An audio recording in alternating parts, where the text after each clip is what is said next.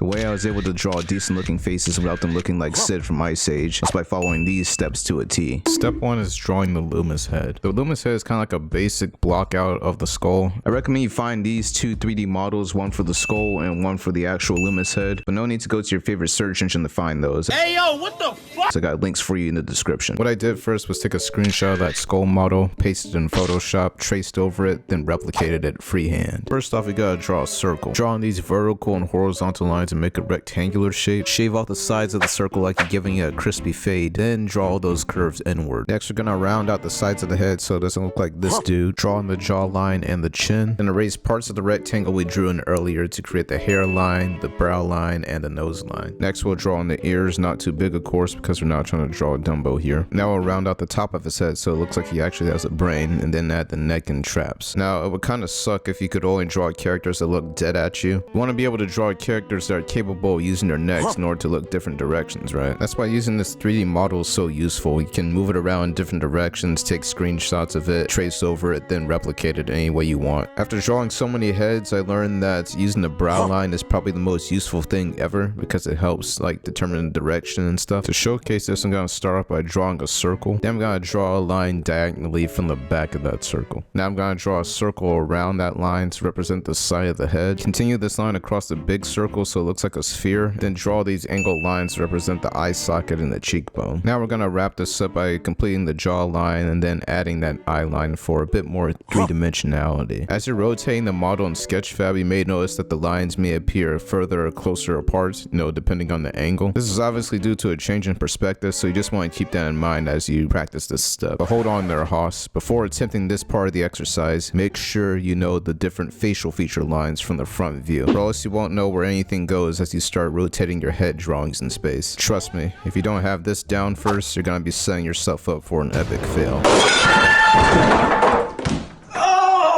Now it's time to take your faces to the next level by studying the Asaro head. The Asaro head kind of gives us a few more guidelines to drawing the face, and it makes our drawing look a lot more human, to be honest. So for this step, I use this 3D model over here, so I recommend you do the same as well. After I learned how to draw Loomis heads, I just transformed them into Asaro heads. First, we'll draw on the brow line, the eye line, and the nose line. Next, we'll draw on the glabella, which is that little piece of your skull that's in between your eyes, and a simple volume shape for the nose. Drawing two spheres for the eyes. Now I'm just drawing in a volume shape for the mouth here, and I'm gonna draw in the shadow shape to indicate that the mouth is going back in towards the face. This dude has very big lips. They honestly can give Jay-Z's lips a run for their money. Jay-Z, if you're watching this, please don't send the Illuminati after me. It was just a joke, bro. Now I'm gonna complete the jawline, round out the top of the head a bit, and add the neck and traps. Now I'm gonna draw in these curved lines on both sides of the face to indicate that plane change from the brow line to the cheekbone. Lastly, I'm gonna draw in these curved lines from the ears to the chin to separate the front of the face from the sides of the face. If you're struggling with this, you can use the skull as kind of like a guideline to draw the Asaro head on top of, like I'm doing in this example right here. Now when it comes to drawing regular people, I typically use the same process. If I'm having a tough time mapping things out, I kind of just draw in the simple shapes first. Now that we've gone through these steps, it's time to use all of our powers combined to do what we actually wanted to do in the first place,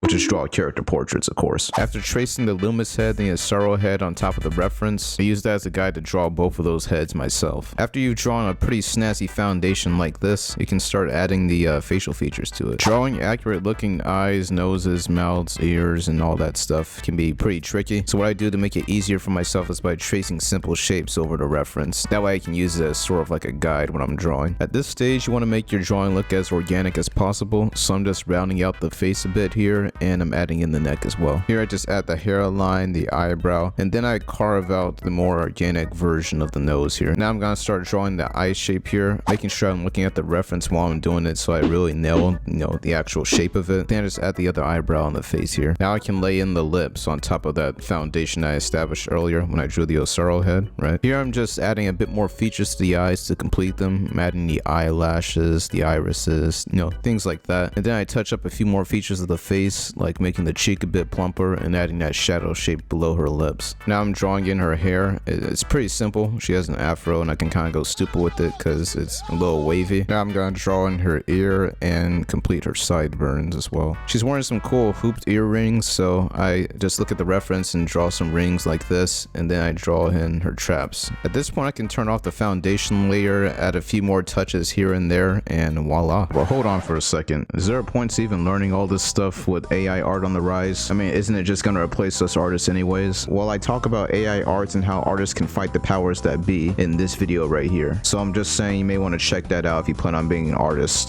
professionally or whatever. Feel free to like the video, subscribe to the channel, join the Discord, all that jazz, and yeah, I'm gone.